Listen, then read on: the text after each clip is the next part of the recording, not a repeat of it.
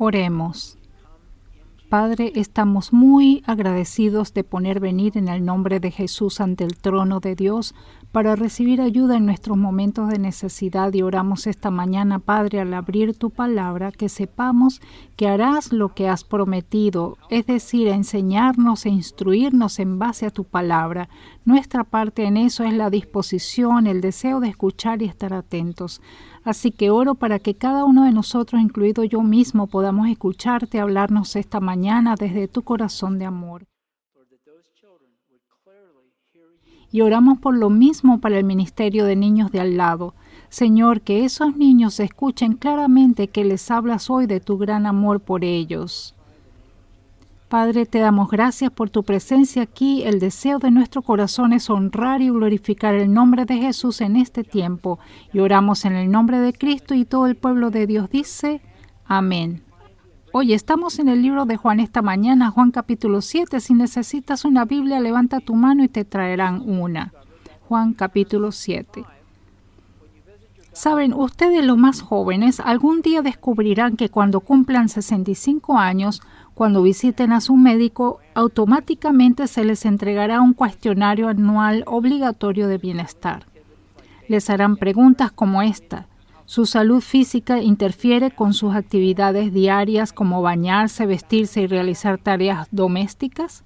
Te preguntarán, ¿te has caído o has tenido problemas para mantener el equilibrio o caminar? Bueno, en mi última visita sentí curiosidad y le pregunté a mi doctor, ¿cómo determina un médico si una persona mayor debe mudarse a una residencia de ancianos? Dijo, bueno, tenemos una prueba. Llenamos una bañera y luego le ofrecemos a la persona una cucharita, una taza de té o un balde para que vacíe la bañera. Dije, ya entiendo, una persona normal usaría el balde porque es más grande que la cuchara o la taza de té. Él dijo, no, una persona normal sacaría el tapón. ¿Prefieres tu cama junto a la ventana? Bien, en la lección de hoy, Jesús promete llenar nuestra tina con agua viva, así que profundicemos. El trasfondo de nuestra enseñanza esta mañana proviene de cuando Jesús salió de la región de Galilea, arriba a la izquierda, su área natal, donde hizo la mayoría de sus milagros, la mayor parte de su ministerio, y ahora viaja hacia Jerusalén para una de las principales festividades judías anuales. Como antecedente, Juan 7:2 dice, pero se acercaba el tiempo judío del festival de las enramadas, y sus hermanos le dijeron, sal de aquí y vete a Judea, donde tus seguidores pueden ver tus milagros.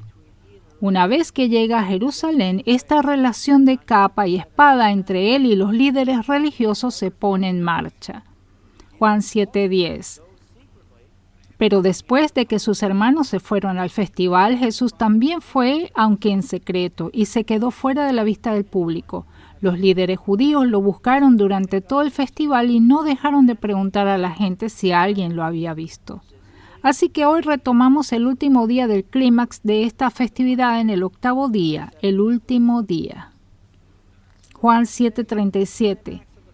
El último día del festival, el más importante, Jesús se puso de pie y gritó a la multitud, todo el que tenga sed puede venir a mí. Imagínalo gritando esto, todo el que cree en mí y puede venir y beber, pues las Escrituras declaran de su corazón brotarán ríos de agua viva. Ahora, esta celebración de la fiesta de los tabernáculos, ya hemos hablado de esto antes. En hebreo es Sukkot, S-U-K-K-O-T. Cambia año tras año según los calendarios lunares, pero este año, para su información, es el 29 de septiembre al 6 de octubre, una celebración de 8 días, y viven en refugios temporales durante 8 días. En la siguiente imagen ven que allí comen, viven y duermen. Solo algunas fotografías de cómo se ven estos refugios. Aquí está al lado de una pequeña comunidad, se ven techos de ramas. Todos esos son refugios temporales que serán derribados. ¿Sabes? Mientras leía esto me preguntaba qué enseñan los judíos sobre quedarse en ese refugio cuando llueve, porque tienen techos de hojas. Bueno, encontré esto en la página web de la Universidad Hebrea de Jerusalén. Dice, se hace una pregunta en la Mishnah. Mishnah es el fundamento de la tradición oral judía. ¿Cuánto tiempo se debe permanecer en la Sukkot cuando llueve? La Mishnah responde en consecuencia: hasta la comida se arruina por la lluvia que gotea, porque luego cuando salimos del Sukkot húmedo e inhóspito, debemos sentirnos como sirvientes que han sido despreciados por nuestros amos en Egipto. Debemos sentir como si el amo egipcio hubiera tomado el cucharón y servido sobre nuestras cabezas y nos arrojó fuera del Sukkot. Sin embargo, un rabino del siglo XIII, el rabino Ben Abraham, sugirió un mensaje diferente. Enseñó que la misión posiciona a aquellos que huyen demasiado rápido de la leve incomodidad del Sukkot, como sirvientes ingratos que han venido a servir a nuestro Maestro Dios obedeciendo al estar bajo el refugio, pero rápidamente se han vuelto impacientes, enojados y resentidos ante la primera señal de incomodidad, y que abandonar el Sukkot ante la primera señal de una pequeña incomodidad antes de que llueva se ha vuelto verdaderamente imposible. Esto insulta al Creador que nos invitó a dejar nuestros hogares y morar en la Sukkot. En otras palabras, está diciendo: no seas cobarde, simplemente pensé que era algo interesante. Ahora, en el versículo 37 dice: en el resto de este capítulo, que tiene lugar en el último día, al octavo día de esta festividad, porque en los primeros 7 días, los sacrificios que se ofrecieron no fueron ofrecidos para los judíos, sino para el resto del mundo no judío. Ahora bien, si has estudiado la historia judía durante la era de Jesús, sabrás que no había amor entre los judíos y los gentiles. Decían que los gentiles son el combustible para la llama del infierno. No hablan muy bien de los gentiles, por lo que el hecho era que los primeros 7 días de la celebración eran para sacrificar animales y orar por los gentiles. Bastante sorprendente. Los judíos creían que cuando Dios puso fin al infame proyecto de construcción de la Torre de Babel, creían que había 70 naciones distintas que surgieron de ese proyecto descolorido, cada una de ellas con 70 idiomas diferentes también. Así que a pesar de que hay casi 200 países representados en un mapa mundial hoy en día, los judíos sostienen que estos 200 han surgido todos de estas 70 naciones originales y 70 grupos lingüísticos originales que se formaron cuando Dios juzgó estos proyectos de construcción como malvados. Así, durante los primeros 7 días del festival de Sukkot, se sacrificaron 70 toros o terneros por las 70 naciones. Pueden ver el cronograma allí, día 113, día 77, un total general de 7 durante los primeros 7 días. Pero, en el octavo día, en este último día, este octavo día era solo para la nación judía. Era el tiempo, según registros, que los judíos en este día debían marchar alrededor del altar 7 veces, cantando hosanas con ramas de palma en sus manos, en memoria de los israelitas en los días de Josué, que marcharon alrededor de Jericó 7 veces, el día en que cayeron los muros de Jericó, y esto involucra el estanque de Siloé. Si puedes poner la siguiente foto. Entonces, esta historia ocurre cuando los líderes judíos salían del templo a la esquina, caminando por ese camino de piedra hacia el estanque de Siloé. Iban a recoger agua allí para luego llevarla de regreso por ese camino hacia el templo y verterla sobre el altar. Eso es lo que sucedería. Al octavo día, una procesión de sacerdotes vestidos de blanco descendían por ese sendero rocoso desde el templo hasta el estanque de Siloé.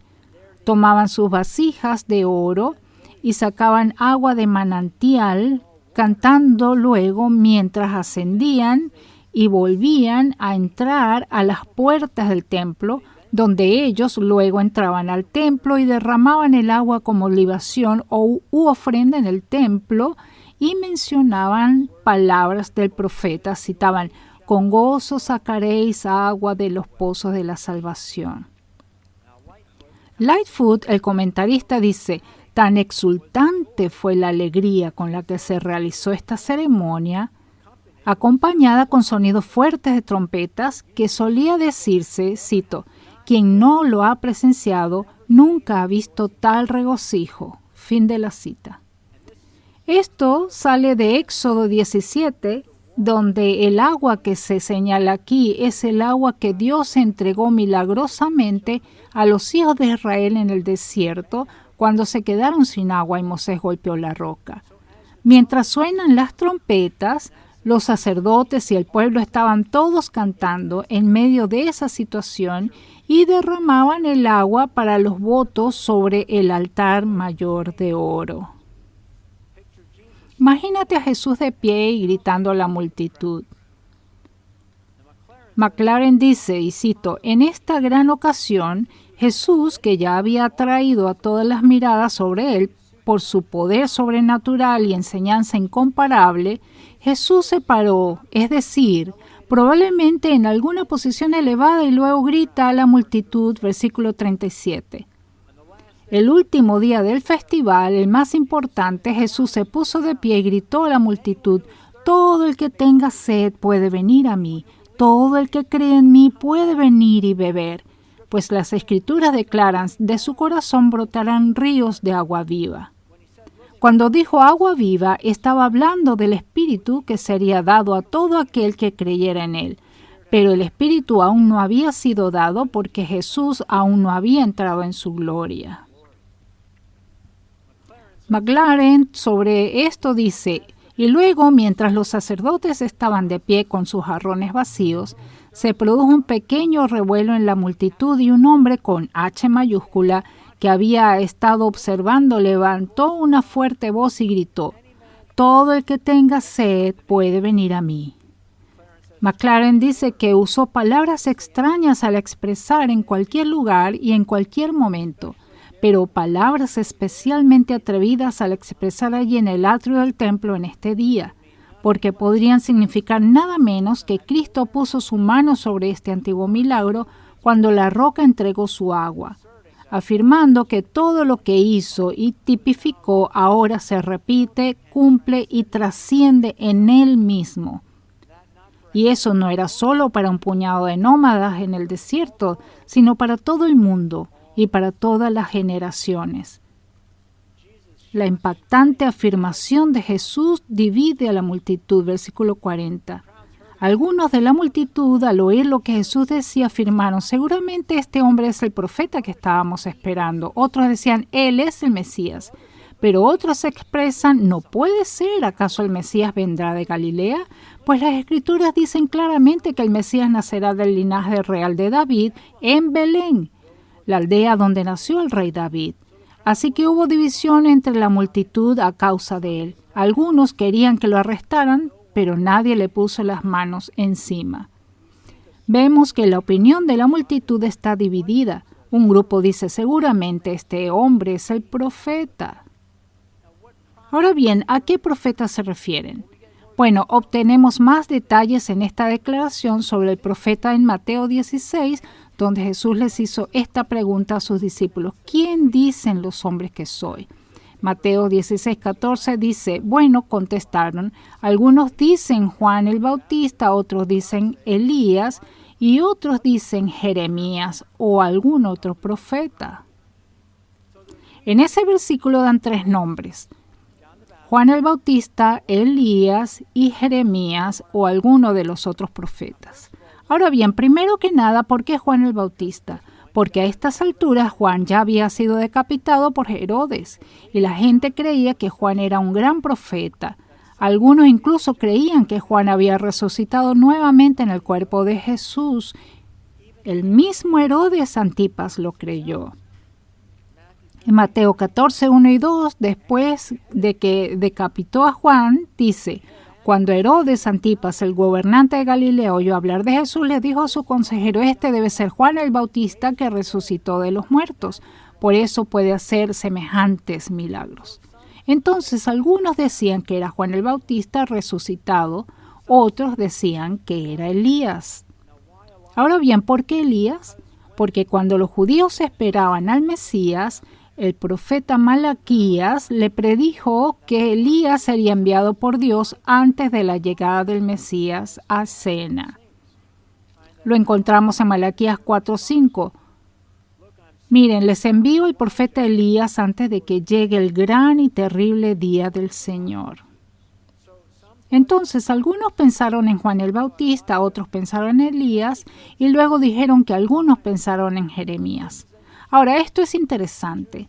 Los rabinos judíos enseñaron que justo antes de que Babilonia conquistara Jerusalén en el 586 a.C., el profeta Jeremías, que estaba vivo en ese entonces, había sacado secretamente el arca de la alianza y el altar del incienso del templo y los había escondido en una cueva en el monte Nebo, al otro lado del río Jordán, a unas 25 millas de distancia.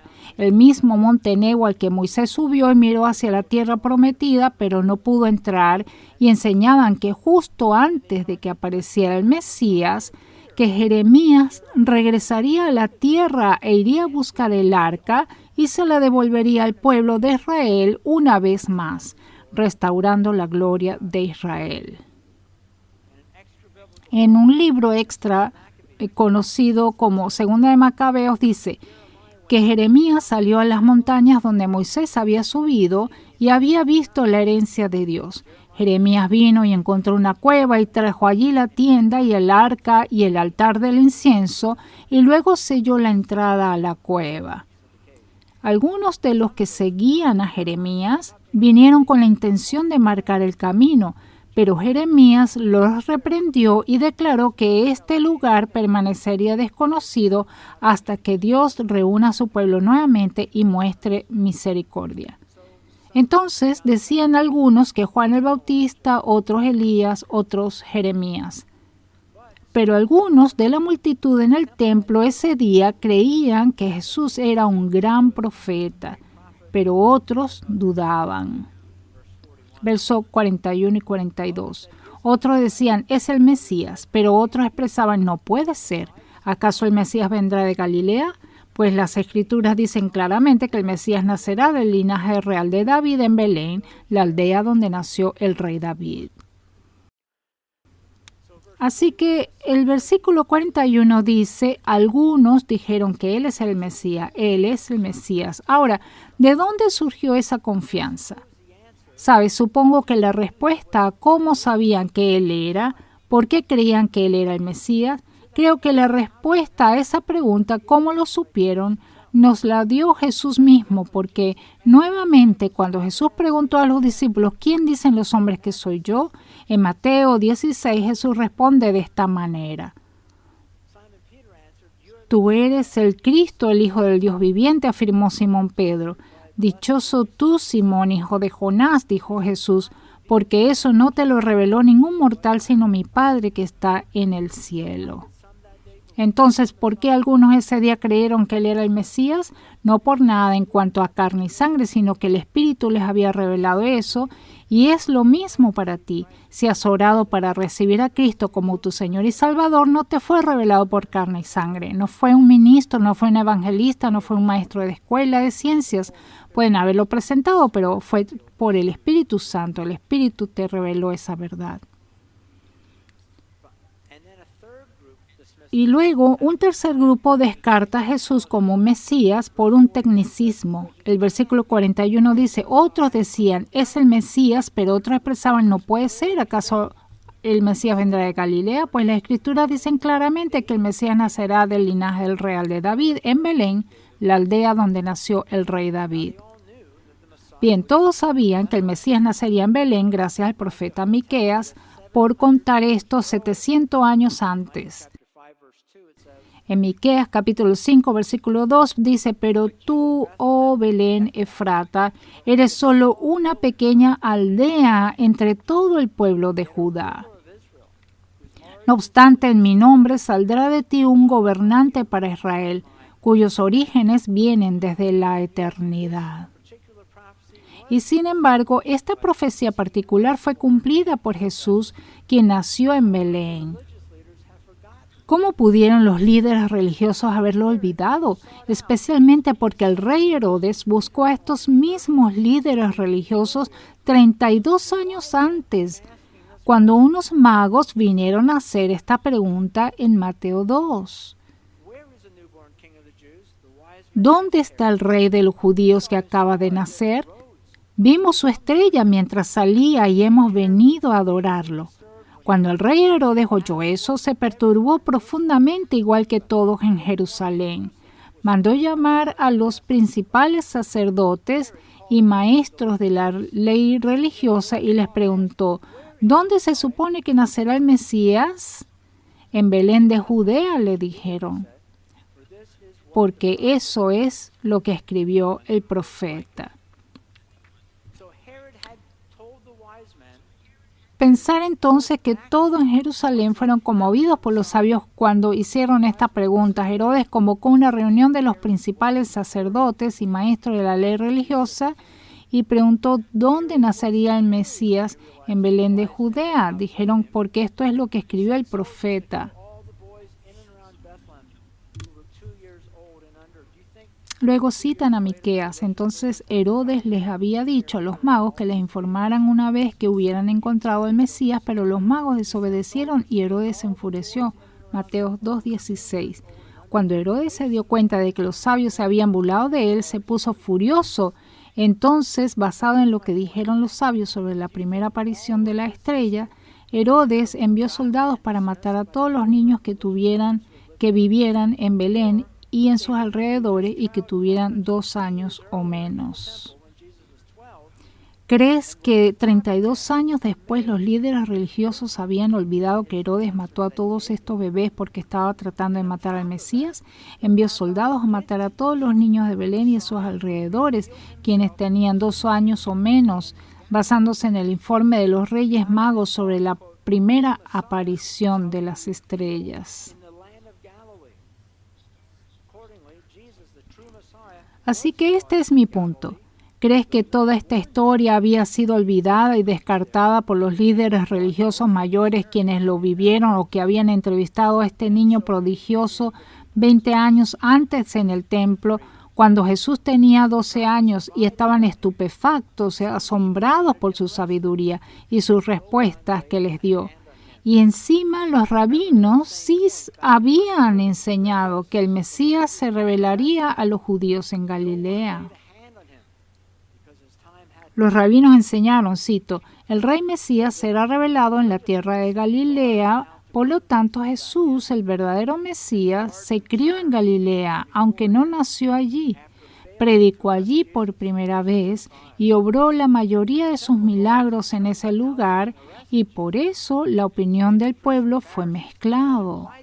Versículo 43.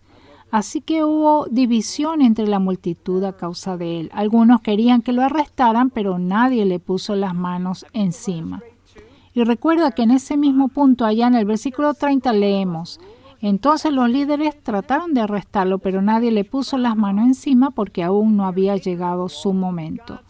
Entonces los líderes religiosos enviaron guardias para traer a Jesús de regreso, y los guardias regresaron después e informaron que no pudieron arrestar a Jesús. Verso 45. Cuando los guardias del templo regresaron sin haber arrestado a Jesús, los principales sacerdotes y los fariseos les preguntaron, ¿por qué no lo trajeron? Me encanta esto. ¡Wow! Jamás hemos oído a nadie hablar como él, contestaron los guardias. ¿También ustedes se han dejado engañar?, se burlaron los fariseos. ¿Habrá siquiera uno de nosotros, gobernantes o fariseos, que crea en él? Esa multitud tonta que lo sigue es ignorante de la ley, está bajo la maldición de Dios. ¿Puedes imaginarte esto? Me encanta esta escena. Y en el versículo 30 son enviados a arrestar a Jesús. Pero el versículo 30 implica que de una forma u otra Dios frustró sus esfuerzos para arrestar a Jesús como se les había ordenado que lo hicieran. En lugar de arrestarlo, se sientan. Siéntate y escucha con el resto de la multitud. Y mientras escuchan, imagina esto, un grupo como hipnotizados, asombrados, impresionados, desconcertados, estupefactos por la sabiduría y las ideas de las enseñanzas de este Jesús. Me los imagino regresando hacia los líderes religiosos, caminando lentamente, casi tambaleándose como si estuvieran borrachos, con los ojos muy abiertos de asombro mientras se acercaban a los sacerdotes y fariseos. Y cuando llegan con las manos vacías, los líderes religiosos preguntan, ¿por qué no lo trajeron? Y ellos responden en el versículo 46, jamás hemos oído a nadie hablar como él, contestaron los guardias. New King James lo dice de esta manera. Los oficiales respondieron que ningún hombre jamás habló como este hombre. Y me imagino las caras de los líderes religiosos con las venas sobresalientes rojas en el cuello. Ya tenían envidia de la popularidad de Jesús y ahora esto. Y entonces atacan a estos hombres, llamándolos tontos por ser tan fácilmente engañados por este carpintero Galileo. Versículo 47. También ustedes se han dejado engañar, se burlaron los fariseos. ¿Habrá siquiera uno de nosotros gobernantes o fariseos que crean en él? Esa multitud tonta que lo sigue es ignorante de la ley y están bajo la maldición de Dios. En otras palabras, dicen que ustedes, bufones, también han sido descarriados y estos líderes religiosos luego atacan a las multitudes con el mismo desprecio. Versículo 49. Esa multitud tonta que lo sigue es ignorante de la ley, están bajo la maldición de Dios. El comentario de Ellicott dice que es tan maldito, los escritos de los rabinos están llenos de desprecio y desprecio por la multitud inculta y sin entrenamiento, a quienes llaman Am Haaretz, gente de la tierra, en contraposición a aquellos que fueron instruidos por la ley, a quienes llaman Am Kadesh, los de Dios, pueblo santo. Las palabras son una expresión de absoluto desprecio. El comentario de Popple dice que el término Am Haaretz es equivalente a escoria de la tierra. Escoria de la tierra. Y ya sabes, este mismo desprecio por parte de algunos líderes religiosos continúa hoy. Un amigo mío que es un pastor conservador, un hermano con su doctrina y divinidad, asistió a una reunión combinada de profesores y miembros de la junta del seminario y durante la reunión un granjero rico que había donado cantidades sustanciales de dinero al seminario había hecho un fuerte alegato sobre un conservador en particular. El tema es que habían estado discutiendo con los profesores liberales que estaban en desacuerdo y cuando este granjero se levantó para ir al baño, uno de los profesores le dijo a todo el grupo, solo tenemos que tener paciencia y entender que nunca ha sido capacitado. Cuando subes, lo siento.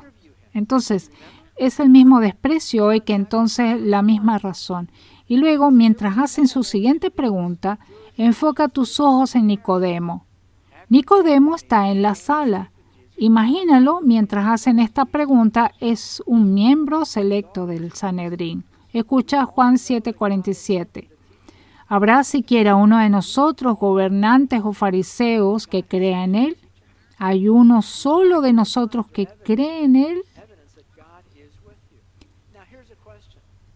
Ahora, les pido que se imaginen a Nicodemo porque recuerden que en Juan capítulo 3, Nicodemo buscó a Jesús de noche para entrevistarlo. ¿Te acuerdas? En Juan 3:1 dice, había un hombre llamado Nicodemo, un líder religioso judío de los fariseos. Una noche fue a hablar con Jesús. Rabí, que significa maestro exaltado, por cierto. Maestro exaltado, le dijo. Todos sabemos que Dios te ha enviado para enseñarnos. Piensa en eso. Todos sabemos que Dios te ha enviado para enseñarnos. Las señales milagrosas que haces son la prueba de que Dios está contigo. Ahora, aquí hay una pregunta. No respondas esto en voz alta. Pero después de este encuentro con Jesús en Juan capítulo 3, ¿crees que Nicodemo creyó en Jesús como el Mesías después de ese primer encuentro? Bueno, no lo sabemos, pero los evangelios registran que ciertamente lo hizo cuando Jesús fue crucificado, pero en este punto no lo sabemos. Aunque es probable, casi con certeza, que después de esa entrevista, Nicodemo no hubiera estado de acuerdo con la decisión de este grupo de arrestar a Jesús y mucho menos con sus planes de matarlo. Entonces Nicodemo habla en nombre de Jesús. Ellicott dice, su posición aquí es como amigo de Jesús. Entonces tomó la palabra Nicodemo, el líder que había ido a ver a Jesús. ¿Es legal condenar a un hombre antes de darle la oportunidad de defenderse?, preguntó. ¿También tú eres de Galilea? Contestaron ellos. Estudia la Escritura y compruébalo tú mismo. Jamás ha salido un profeta de Galilea. Los manuscritos griegos más antiguos no incluyen a Juan 53. No me gusta. Bueno, nada. Así terminó la reunión y cada uno se volvió a su casa. Por lo que los compañeros de Nicodemo ahora se vuelven contra él casi violentamente, con un aire de shock, desdén y fiereza. Puedes imaginar a Nicodemo estando en el grupo con todas estas personas y cuando dice, ¿es legal condenar a un hombre antes de darle la oportunidad de defenderse? Casi puedes imaginarte el grupo alejándose de él. Ahora tienes a Nicodemo solo y a todos los demás mirándolo fijamente. En esencia están diciendo, ¿eres tú también uno de estos ignorantes, escoria de la tierra, que se han reunido alrededor de este carpintero Galileo? Nicodemo, ¿tú también? Versículo 52, estudia las Escrituras y compruébalo tú mismo. Jamás ha salido un profeta de Galilea. Y sin embargo, en este mismo punto, eran ellos los ignorantes o estaban mintiendo a propósito, porque el profeta Jonás vino de Galilea, el profeta Nahum vino de Galilea, incluso Elías era de Tishbi, un pueblo ubicado en Galilea. Benson, el comentarista, añade esto. También podrían haber sabido que Jesús no nació en Galilea, sino en Belén, incluso por el registro público y por las genealogías de la familia de David. Añade a esto que muchos del pueblo habían oído a los pastores declarar sobre el testimonio de un ángel de que había nacido en Belén y se habían maravillado de las palabras que les habían dicho los pastores. Y los principales sacerdotes y fariseos no ignoraban que los magos de Oriente fueron a Belén para adorarlo apenas nació como rey de los judíos. Termina diciendo, cuya memoria no se podían perder en el espacio de solo 30 años, y luego el versículo 53 cierra el capítulo de esta manera. Así terminó la reunión y cada uno se volvió a su casa. La reunión terminó y todos se fueron a casa. Se fueron todos menos Jesús. ¿Por qué? Se nos dice en Lucas 9:58, las zorras tienen madrigueras y las aves tienen nidos, respondió Jesús, pero el Hijo del Hombre no tiene dónde recostar la cabeza. Entonces todos en esa escena se fueron a casa ese día. Las multitudes se fueron a sus casas, los guardias se fueron a sus casas, los líderes religiosos se fueron a sus casas, todos menos el Hijo de Dios, que no tenía dónde recostar su cabeza. ¡Qué ironía! El creador de todo el universo, del espacio y del tiempo en la tierra, no tenía un lugar donde recostar la cabeza. Entonces, ¿cómo se aplica la lección de hoy para mí? Juan 7:37 y 38. En el último y gran día de la fiesta, Jesús se puso de pie y alzó la voz diciendo, si alguno tiene sed, venga a mí y beba. El que cree en mí, como dice la Escritura, de su interior correrán ríos de agua viva. Voy a hacer una paráfrasis vaga de algo que dijo McLaren. Hoy vivimos en un mundo de hombres y mujeres sedientos, devastados por el dolor, que han buscado de pozo vacío en pozo vacío, buscando alivio y al final encontrando cada uno de esos pozos bien secos e incapaces de satisfacer sus corazones. Claman pidiendo alivio al dolor de su pasado y presente, como una planta que crece en el sótano de un viejo edificio con sus brotes débiles y casi secos, tanteando su camino hacia la luz que parece tan lejana, mientras esa planta moribunda anhela desesperadamente encontrar algo a lo que adherirse, algo con lo que envolverse, algo con lo que entrelazarse para finalmente encontrar la respuesta a su desesperada búsqueda por agua que da vida. Y aquí en estos versículos Jesús entra en ese sótano. Jesús, el que se plantó entre la raza humana, Este Jesús conoce tan bien nuestros deseos de desesperado de beber profundamente, aunque también es tan consciente de la impotencia de cualquier otra cosa creada para satisfacer. Y en ese sótano oscuro y húmedo, Jesús hace brillar su luz y nos dice a ti y a mí, he venido para satisfacer cada deseo en cada alma hasta el fin de los tiempos. Y así, desde ese relato hasta hace 2000 años, cuando Jesús estuvo en el templo gritando estas palabras, si alguno tiene sed, venga a mí. Desde entonces hasta hoy, ha habido y hay actualmente millones de personas que pueden atestiguar que hemos sacado agua de esta fuente de salvación y nunca nos ha fallado. La audaz presentación de Cristo al mundo como el adecuado para colmar todas sus necesidades y saciar la sed de todo ser viviente ha sido verificada por 20 siglos de experiencia y amigos, es verdad, es verdad. He compartido parte de mi historia antes, pero cuando tenía 30 años estaba en una depresión y tenía tendencias suicidas, pues no quería vivir. La gente me ha preguntado y sin conocer mi pasado dicen, no sé cómo alguien puede querer suicidarse, no sé cómo alguien puede querer matarse, nadie quiere suicidarse, nadie. Tú simplemente no quieres vivir más, es egoísta, simplemente no quieres vivir y yo no quería vivir. Tuve 30 años dirigiendo mi vida a mi manera. Estaba en una búsqueda de posiciones materiales, prosperidad y ganancias, y yo estaba motivado. Yo era un hombre número 1 motivado hasta la médula. Estudiaba historias de personas exitosas porque quería ser uno también.